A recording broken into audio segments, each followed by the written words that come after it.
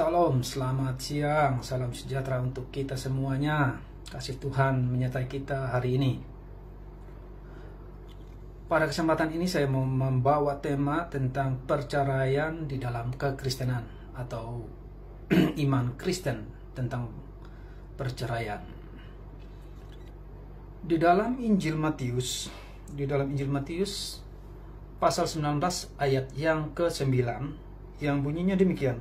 Tetapi aku berkata kepadamu, barang siapa menceraikan istrinya kecuali karena zina, lalu kawin dengan perempuan lain, ia berbuat zina. Nah, di sini banyak yang berpendapat bahwa kalau istri yang berbuat zina itu boleh diceraikan. Nah, sementara di dalam Injil Matius juga ayat sebelumnya, yaitu Matius 19 ayat yang ke-6, ketika orang-orang Yahudi bertanya kepada Yesus, apakah boleh menceraikan istri dengan alasan apapun? Terus Yesus menjawab, demikian mereka bukan lagi dua, melainkan satu. Karena itu apa yang dipersatukan Allah tidak boleh diceraikan manusia. Tidak boleh diceraikan oleh manusia. Catat itu. Tidak boleh diceraikan oleh manusia. Apakah ayat ini bertentangan dengan ayat yang ke-9? Boleh diceraikan kalau dia berbuat zina? Sebenarnya ini tidak bertentangan, tidak kontradiksi sedikit pun. Karena ayat yang ke-6 ini tidak boleh bercerai. Tidak boleh bercerai, tidak boleh diceraikan oleh manusia, tidak boleh. Memang tidak boleh. Apa yang dipersatukan oleh Allah tidak boleh diceraikan. Begitu pula dengan ayat yang ke-9 ini. Barang siapa menceraikan istrinya kecuali karena zina, lalu kawin dengan perempuan lain, ia juga berbuat zina. Nah, apa yang dimaksud di sini kecuali karena zina? Nah, kita lihat lagi ayat setelahnya, yaitu ayat yang ke-10. Jika demikian halnya, hubungan antara suami dan istri lebih baik jangan kawin. Itu kata murid-murid Yesus. Kenapa mereka berkata seperti itu? Seolah-olah pernikahan itu berat. Mereka memahami apa yang dimaksud Tuhan Yesus. Tidak boleh menceraikan kecuali karena zina. Mereka menganggap itu sesuatu yang berat. Mereka sudah paham sebenarnya. Makanya mereka berkata, lebih baik jangan kawin, kata mereka. Karena mereka menganggap dengan alasan apapun tidak boleh diceraikan. Istri yang selingkuh, istri yang berbuat zina, atau suami yang berbuat zina, itu tidak boleh diceraikan. Jadi mereka berkata, lebih baik jangan kawin kalau seperti itu. Karena mereka ini sudah paham sebenarnya. Namun Yesus juga di ayat yang ke-11 mengatakan, akan tetapi ia berkata kepada mereka, tidak semua dapat mengerti perkataan itu, hanya mereka yang dikarunia saja. Nah, Yesus sudah mengatakan bahwa tidak semua orang yang mengerti akan perkataannya itu. Hanya mereka yang dikarunia saja yang mengerti apa yang dimaksud Tuhan Yesus di ayat yang ke-9 itu. Nah, seandainya pengertian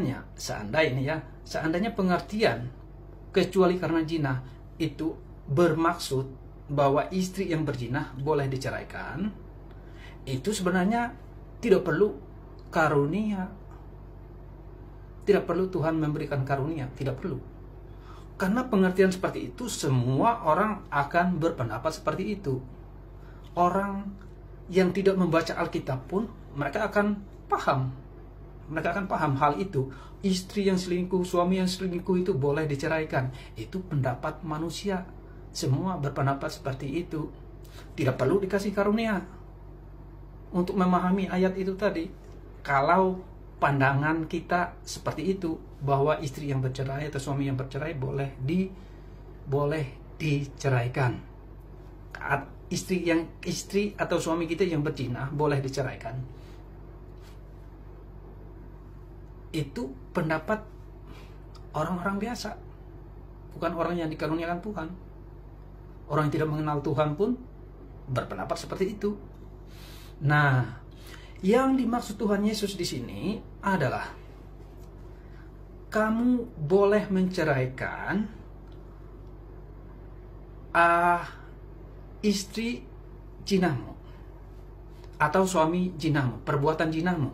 Misalnya seperti ini, saya ini punya istri yang sah, kemudian saya punya istri lagi, istri yang tidak sah, atau istri simpanan, atau istri kedua, atau istri siri. Itulah yang boleh diceraikan. Istri itu yang boleh diceraikan, bukan istri sah saya, tidak boleh diceraikan. Istri hasil zina saya itulah yang boleh diceraikan. Itulah maksudnya. Kita lihat lagi apa yang dikatakan Tuhan Yesus di dalam Injil Yohanes pasal 4 ayat yang ke-17, saat dia berbicara dengan orang Samaria di sumur, dan perempuan itu berkata, "Aku tidak mempunyai suami."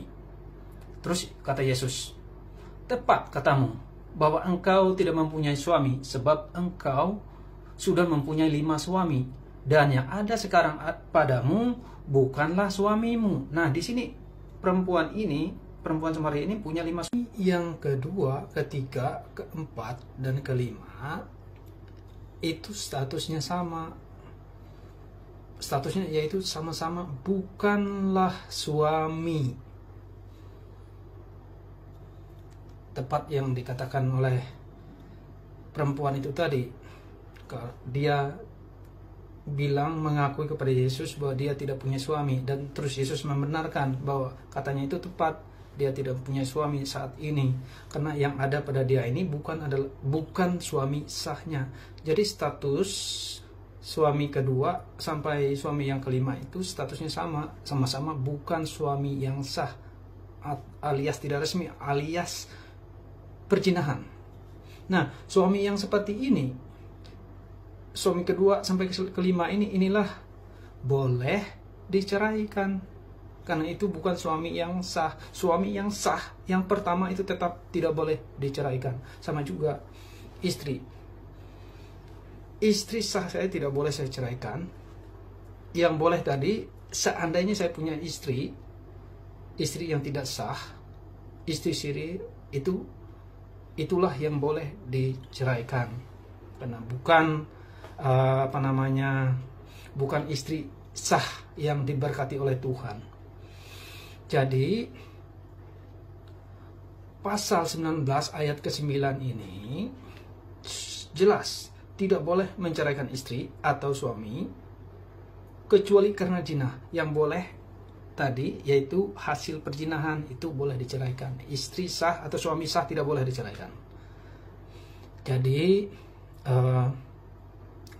itulah pengertiannya tentang perceraian di dalam kekristenan, di dalam iman Kristen.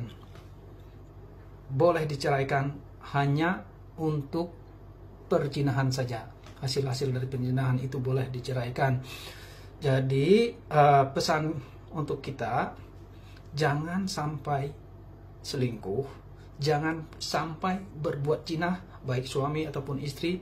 Mari kita sama-sama mengajak istri atau mengajak suami selalu beribadah bersama, selalu berdoa bersama di dalam rumah, setiap malam, setiap pagi.